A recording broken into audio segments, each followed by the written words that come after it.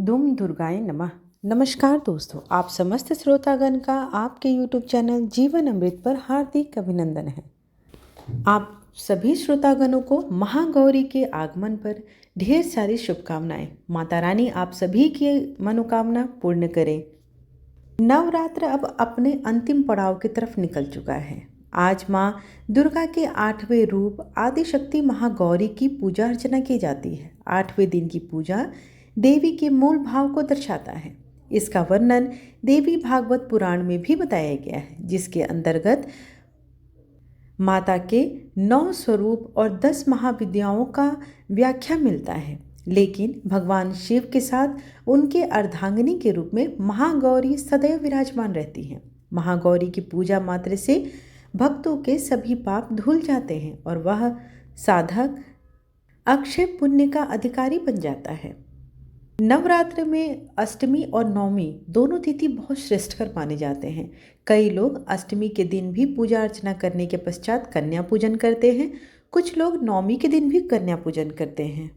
शिव महापुराण में ऐसा वर्णन मिलता है कि महागौरी को 8 साल की उम्र में ही अपने पूर्व जन्म की घटनाओं का आभास होने लग गया था। उन्होंने इसी उम्र से ही भगवान शिव को अपना पति रूप मान लिया था। शिव को पति रूप में पाने के लिए उन्होंने तपस्या भी शुरू कर दी थी। इसलिए अष्टमी तिथि को महागौरी के पूजन का विधान है। इस दिन दुर्गा सप्तशती के मध्यम चरित्र का पाठ करना विशेष फलदायी होता है।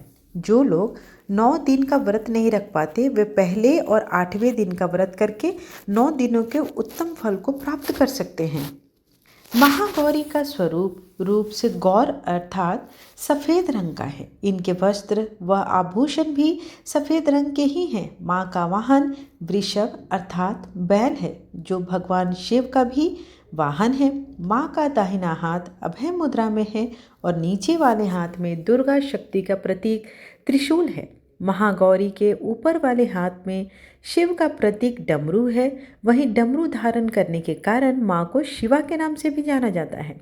माँ का नीचे वाला हाथ अपने भक्तों को हमेशा अभय प्रदान करता है तथा वर मुद्रा में है और माता शांत मुद्रा में दृष्टिगत होती है। देवी के इस रूप की प्रार्थना करते हुए देव हमेशा कहते हैं, सभी देवतागण साधकगण महागौरी के प्रार्थना को करते हैं। माता का प्रार्थना मंत्र है, सर्वमंगल मांगल्ये शिवे सर्वार्थ साधिके शरण्ये त्र्यंबके गौरी नारायणी नमोस्तुते।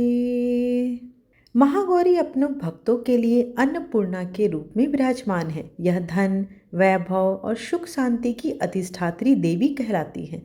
सांसारिक रूप में इनका स्वरूप बहुत ही उज्जवल कोमल श्वेत वर्ण और श्वेत वस्त्रधारी है। देवी महागौरी को संगीत अति प्रिय है। यह सफ़ेद वृषभ पर सवार होती है। इस दिन कन्या पूजन का भी विधान है। कुछ लोग नवमी के दिन भी कन्या पूजन करते हैं, लेकिन अष्टमी के दिन कन्या पूजन करना ज़्यादा श्रेष्ठकर माना जाता है। कन्याओं की संख्या अगर 9 हो तो अति उत्तम माना जाता है, नहीं तो 2 कन्याओं के साथ भी आप पूजा कर सकते हैं।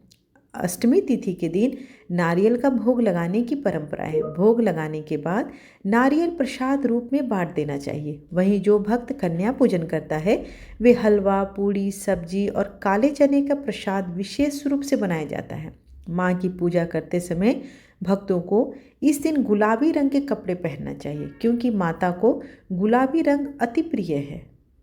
महागौरी की पूजा के दिन जिस तरह सप्तमी तिथि को माता की पूजा की जाती है, उसी तरह अष्टमी तिथि को भी की जाती है।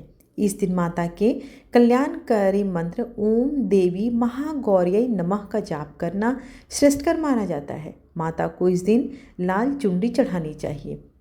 चौकी पर लाल कपड़ा बिछाकर उस पर माता की मूर्ति या तस्वीरें स्थापित करनी चाहिए। बाद में महागौरी यंत्र रखकर स्थापना करनी चाहिए। माँ की कांति भक्तों को सौंदर्य प्रदान करती है। हाथ में सफ़ेद फूल लेकर माता का ध्यान करें और माता को फूल अर्पित करें और विधिवत पूजन करके महागौरी को रात की रानी का फूल चढ़ाएं, क्योंकि यह फूल उन्हें अति प्रिय होता है। आइए अब महागौरी का ध्यान मंत्र सुनते हैं। श्वेते वृषे समारूढ़ा श्वेतांबर धरा शुचि महागौरी शुभम दध्यान महादेव प्रमोददा या देवी सर्वभूतेषु माँ गौरी रूपेण संस्थिता नमस्तस्यै नमस्तस्यै नमस्तस्यै नमो नमः। देवी भागवत पुराण में महागौरी की कथा वर्णित किया गया है। देवी पार्वती अपनी तपस्या के दौरान केवल कंदमूल, फल और पत्तों का आहार करती थी। बाद में माता केवल वायु पीकर ही तप करना आरंभ कर दिया था। तपस्या से माता पार्वती को महान गौरव प्राप्त हुआ और इससे उनका नाम महागौरी पड़ गया। माता की तपस्या से प्रसन्न होकर भगवान शिव ने उनको गंगा में स्नान करने के लिए कहा। जिस समय माता पार्वती गंगा में स्नान करने गई तब देवी का एक स्वरूप श्याम वर्ण के साथ प्रकट हुई जो कौशिकी कहलाई, और एक स्वरूप उज्ज्वल चंद्र के समान प्रकट हुई जो कि महागौरी कहलाई।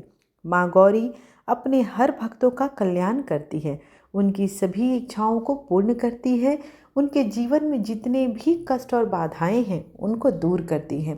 तो आज के दिन आप माता का आशीर्वाद अवश्य लें और उनके प्रिय भोग और प्रिय फूल को अवश्य चढ़ाएं। मंत्र जाप कर सकते हैं तो मंत्र जाप भी करें, अगर नहीं कर सकते हैं तो कवच या ध्यान मंत्र सुने, किसी के मुख से सुने लेकिन सुने, ये आपको श्रेष्ठकर फल प्रदान करता है।